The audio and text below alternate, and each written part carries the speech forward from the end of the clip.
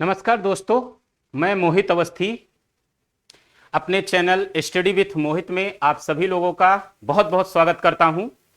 और आप लोगों की जो डिमांड थी उसके लिए मैंने ये फिर से स्टार्ट किया है अपना कि कुछ मैटर आपको प्रोवाइड करवा दिया जाए, कुछ चीज़ें आपको बता दी जाएं, जिससे पेट के एग्ज़ाम में या वीडियो के री एग्ज़ाम में या ग्रुप डी का चल रहा है उसमें या दूसरे भी एग्ज़ाम हैं, मान लीजिए सुपर टेट है, टेट है, ये जब कभी होंगे, सी टेट, इनमें सब में कुछ न कुछ चीज़ें आपको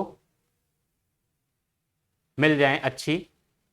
तो पहले मैंने आपको लीवर कराया था, आज आपको मैं करवा देता हूं अग्नाशय, पैनक्रियाज।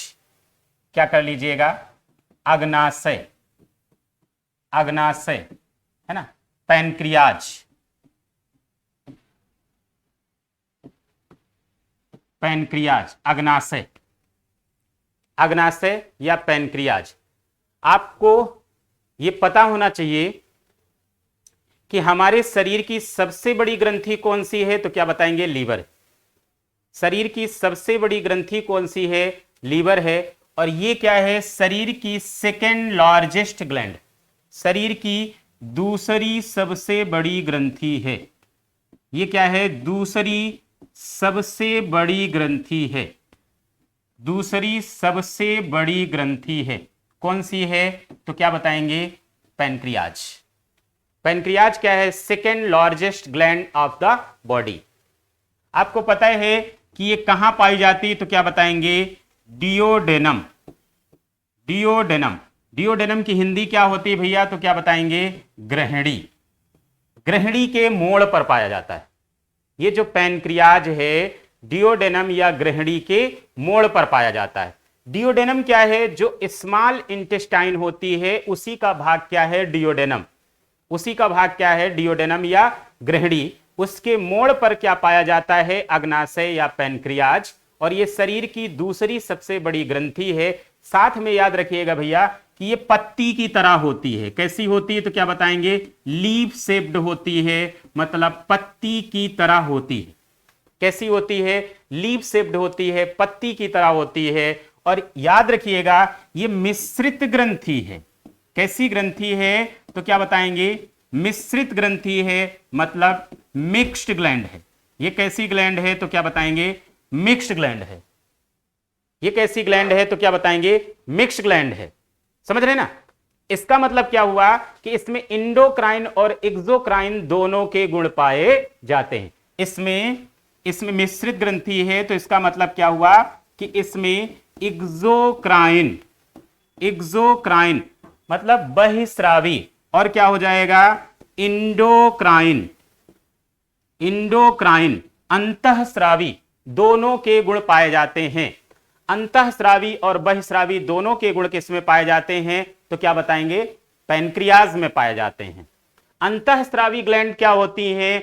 इनसे हार्मोन निकलता है। और बहिस्रावी ग्रंथियां क्या होती हैं? उनसे एंजाइम निकलता है। जो भी इंडोक्राइन ग्लैंड्स हैं उनसे क्या निकलता है? हार्मोन। और एक्सोक्राइन ग्लैंड से क्या निकलता है? तो क्या बताएंगे? एंजाइम।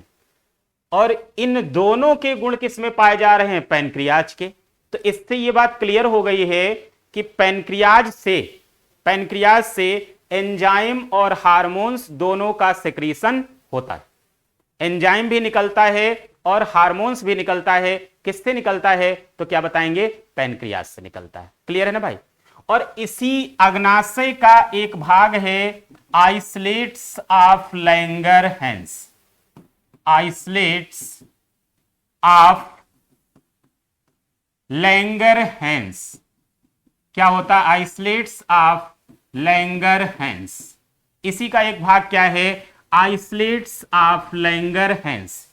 हिंदी में इसे कहते हैं लैंगरहैंस की द्वीपिका।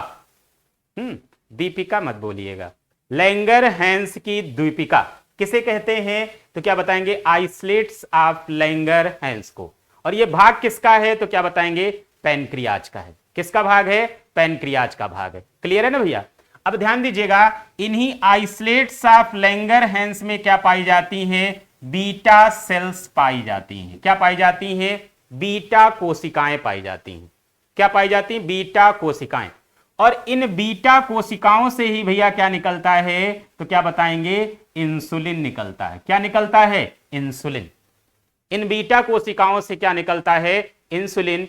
इंसुलिन का कार्य होता है हमारी बॉडी में ग्लूकोज की मात्रा को नियंत्रित करना।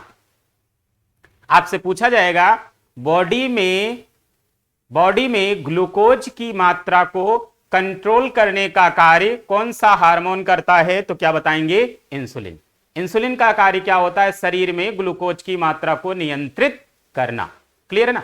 इंसुलिन की खोज बैटिंग और बेस्ट ने किया था। इंसुलिन की खोज किसने किया? तो क्या बताएंगे? बैटिंग और बेस्ट ने किया था। किसने किया था? बैटिंग और बेस्ट ने किया था। बैटिंग, जो बैटिंग होती है ना, और बेस्ट, अच्छी। बैटिंग और वेस्ट ने इंसुलिन की खोज किया था। इंसुलिन का कार्य होता है शरीर में ग्लूकोज की मात्रा को नियंत्रित करना। अब जानते हैं क्या होता है कि जब कभी इंसुलिन का लेवल घट जाता है, इंसुलिन का लेवल क्या हुआ? घट गया, तो ग्लूकोज का लेवल हमारी बॉडी में बढ़ जाता है। उसी से क्या हो जाता है? मधुमेह, डायबिटीज। तो डायबिटीज रोग किसकी वजह से होता है? इंसुलिन की कमी से होता है, जिससे शरीर में ग्लूकोज की मात्रा बढ़ जाती है। क्लियर है ना? ऐसी भी कंडीशन आ सकती है कि इंसुलिन का लेवल बढ़ गया, बॉडी में इंसुलिन बढ़ गया तो ग्लूकोज घटने लगता है। जब ग्लूकोज घट जाता है तो रोग कौन सा हो जाता है? हाइपोग्लाइसीमिया। कौन सा रोग? हाइपोग्लाइसीमिया। समझ रहे ना? हाइपोग्लाइसीमिया। हाइपोग्लाइसीमिया में क्या होता है कि व्यक्ति सुस्त सुस्त रहने लगता है, शरीर एकदम थका थका लगेगा, कमजोरी बहुत फील होगी।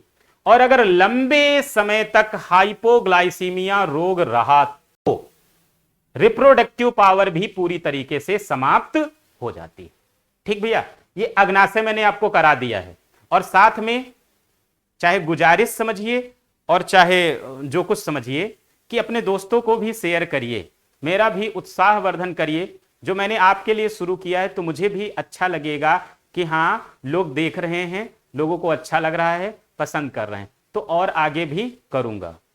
क्योंकि हाँ, सब कुछ निःशुल्क है। जब चीजें क्या है? निःशुल्क हैं, तो कुछ तो मुझे फायदा हो, है ना? मनोबल तो बढ़े, मानसिक संतुष्टि तो मिले। तो उसके लिए आपको क्या करना होगा कि आप शेयर जरूर करिए। और अगर बेल आइकन का बटन नहीं दबाए हैं, है ना, तो उसको दबा लीजिए, जिससे क्या हो कि जो भी वीडियो मैं पोस्ट करूं वो आप तक पहुंचे, नोटिफिकेशन आप देख पाएं।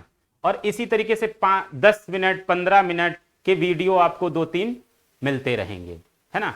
और सब कुछ एग्जाम ओरिएंटेड कराऊंगा। सारी चीजें कैसे कराऊंगा? Exam oriented. देखता हूं भाई कितना आप लोग प्रमोट करते हैं हमें। धन्यवाद, मिलते हैं अगली क्लास में। Thank you.